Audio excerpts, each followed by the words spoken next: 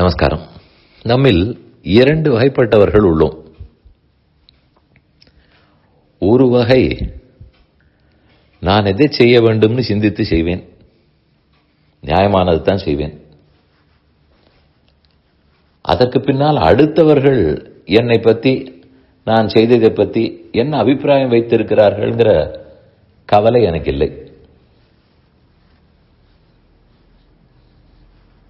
நானே சரியாகத்தான் செய்கிறேன், இன்னொருத்தர் என்னை பற்றி நினைப்பதை நான் ஏன் கருத்தில் கொள்ள வேண்டும், தேவையில்லை.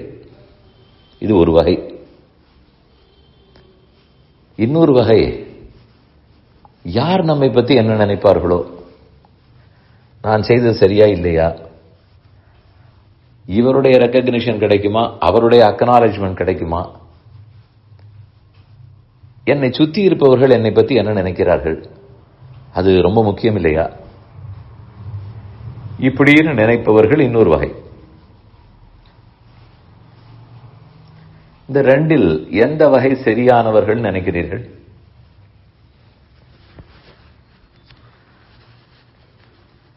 உடனே என்ன சொல்ல தோன்றும் என்னால்,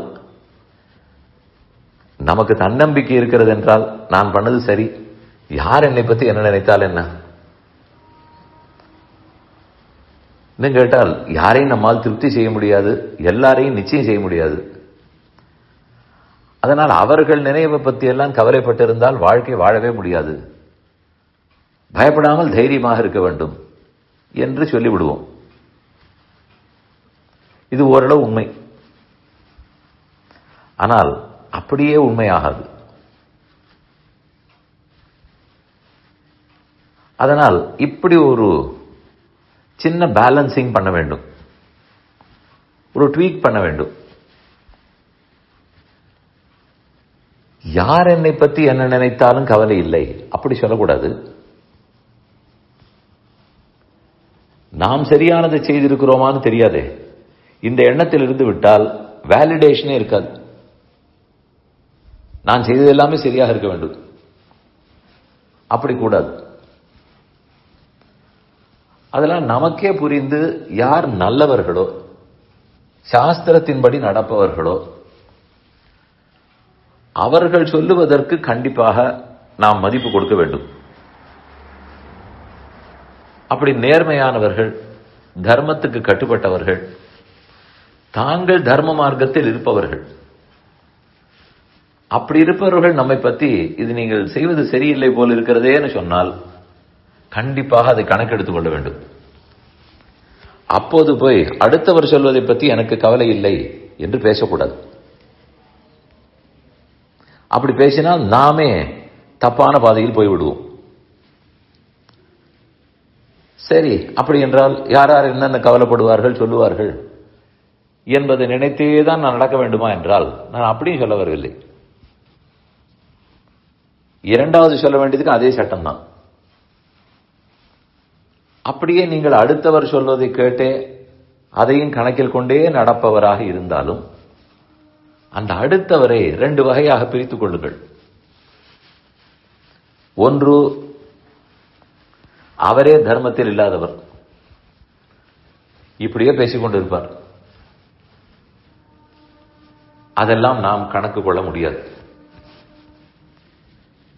யார் அப்படி இல்லாமல் சிறப்பானவர்களோ, தாங்கள் வாசித்த அனுஷ்டானத்தில் வைத்திருப்பவர்களோ, கடைபிடிப்பவர்கள், கற்றபின் நிற்க அதற்கு தக நிற்பவர்கள், அப்படி இருப்பவர்கள் நம்மை பற்றி சொன்னால் மட்டுமே கவலைப்பட வேண்டும். சரி, அப்படி இருப்பவர் சொன்னாலும் அப்புறம் என்ன செய்ய? அவ்வளவு உண்மையாக இருக்கக்கூடியவர் அது என்ன தப்பாகிவிட்டதுன்னு நான் போய் பேசினாலும் அதை பற்றி தப்பாக எடுத்துக்கொள்ள மாட்டார், கோவப்பட மாட்டார். நமக்கு நிதானமாக சொல்லி புரிய வைப்பார். நம்மை பற்றி ஒருத்தர் சொன்னவுடன் அவரிடத்தில் போய் கேட்க முடியாமலே பாதி விஷயங்கள் தப்பாகிவிடும். வேண்டுமென்றே நம்மை பற்றி சொல்றார் என்றால் நான் போய் என்ன இப்படி சொல்லுகிறீரே, இது சரிதானேன்னு கேட்க போனால் வேண்டுமென்று பேசினவர்கள் விட்டுக் கொடுக்கவே மாட்டார்கள். மேலும் மேலும் ஏதாவது குற்றப்பத்திரிகை படித்து விடுவார்கள்.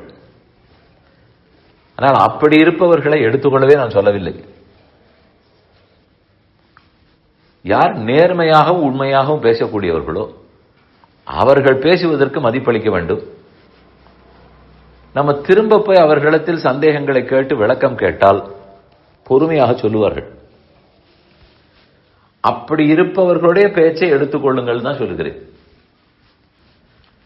ஆனால் இரண்டாவது வகைப்பட்டவர்களுக்கு கொஞ்சம் ஏதாவது கவலை குழப்பம் இருந்து கொண்டே இருக்கும். இவர் என்ன நினைப்பாரோ, அவர் என்ன நினைப்பாரோ, யார் என்னை பத்தி என்ன நினைக்கிறார்களோ, அவ்வளவெல்லாம் கவலைப்பட வேண்டாம். அதை கொஞ்சம் எளிதில் ஹேண்டில் பண்ணிக்கொள்ளலாம். நேர போய் கேட்க வேண்டியதுதான், நிதானமாக பேச வேண்டியதுதான். அது பல விஷயங்களை தீர்த்து வைக்கும். நமக்கு உள்ளே பெருமான் எழுந்தருளி இருக்கிறார். அவர் தான் என்ன நினைக்கிறோம் என்பதை அவ்வப்போது எப்படியாவது சொல்லுவார். அதற்கு காது கொடுப்போம்.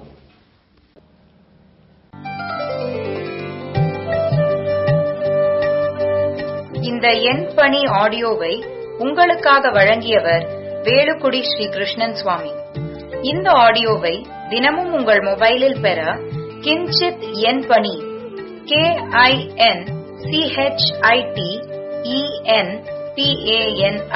என்ற ஆப்பை கூகுள் பிளே ஸ்டோரிலோ அல்லது ஆப்பிள் ஐஸ்டோரிலோ டவுன்லோட் செய்து கொள்ளவும். தினந்தோறும் இது போன்ற உபன்யாசங்களை கேட்டு மகிழவும்.